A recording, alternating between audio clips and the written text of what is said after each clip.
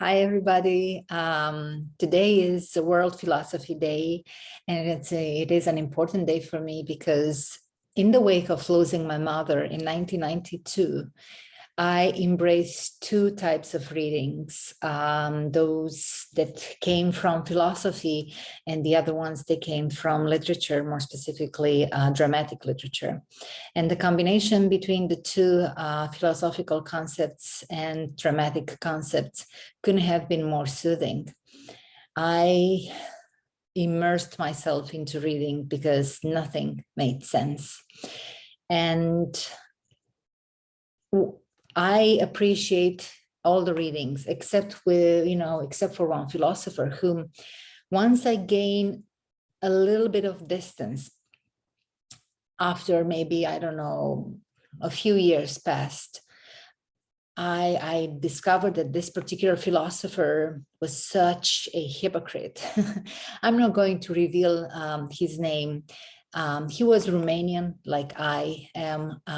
He lived in exile, like I do live in exile. But he was a fake. It's interesting that during those moments, obviously, when nothing made sense, I could not see. I cannot see beyond the veil of hypocrisy.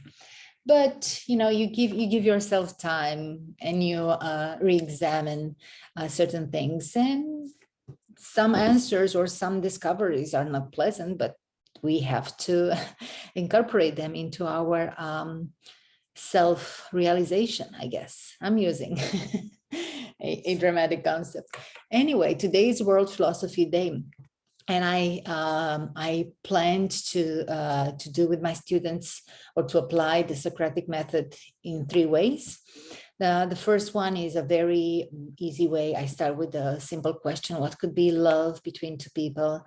Because this question transitions to an article that was published in 2015, which has like for me an unrealistic title: the 36 questions that lead to love.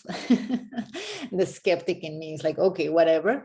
But if you read through the questions, and if you go and apply the exercise to be in front of a stranger and ask the questions and ask the stranger to answer the questions, and then you have the same questions asked to you and try to answer them, something is revealed. And revealing is always an interesting, very interesting way to discover who we are. Again, some discoveries may be unpleasant. So I start with the question, what is love? And then that transitions to these 36 questions that lead to love. This is a article you can Google. It appeared in the New York Times in 2015. And from that, I want to transition to what you see in the back, which is one of the stills from the performance of Mia. There are two paintings in the script that I used for this particular scene. One is titled Woman in the Sun. The woman is naked and she casually undressed, she casually smokes while welcoming the new day, a woman in the sun. And the second one is Excursion into Philosophy, in which there is a couple, the man, we can see the body language very, very revealing to both of them. The man faces us, but the face is down. The woman doesn't face us at all. She's on her back, and half of her body is undressed. And they both are on a bed. If you know anything about Hopper's paintings, especially his focus on couples, you see in both of them the angular shape. Ideally, light comes from that window. Ideally, there is a space that opens to outside.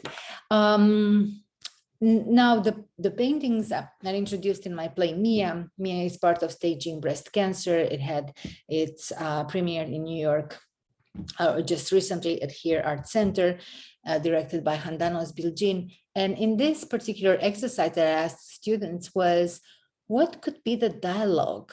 What could be the dialogue? So I applied the Socratic method in a little bit more creative way. And of course, we have the men, we have the woman in the back, we have the second woman also in the back. Both of them, the man and the woman, who are seated on the bed, they wear casual robes, one red, the other one white.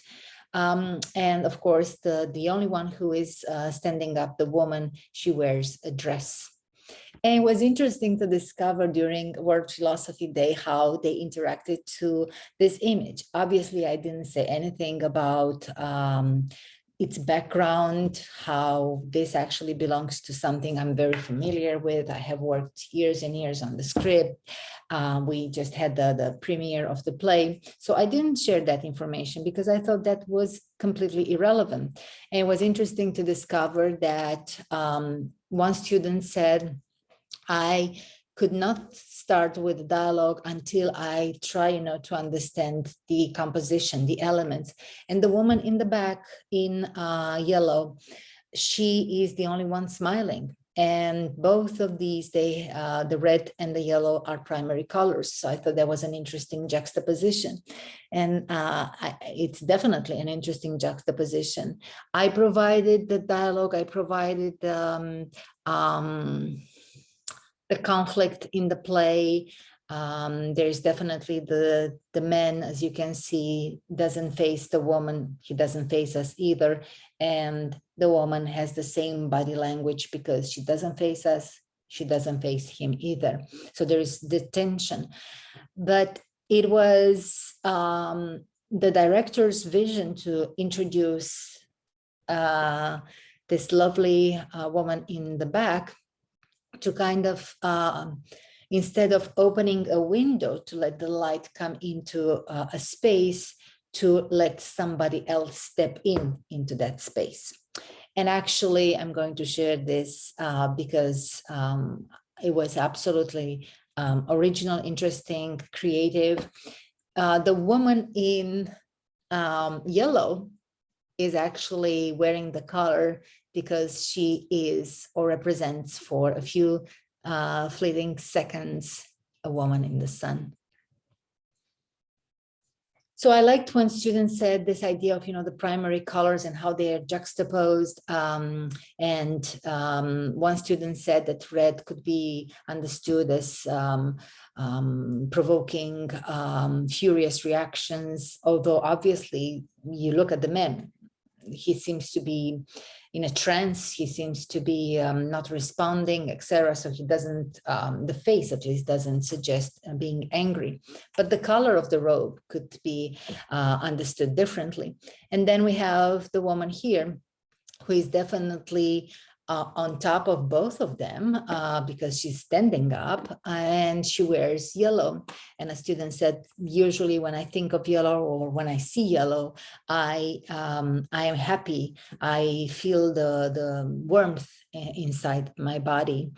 And I said, I think I thought the student was absolutely brilliant.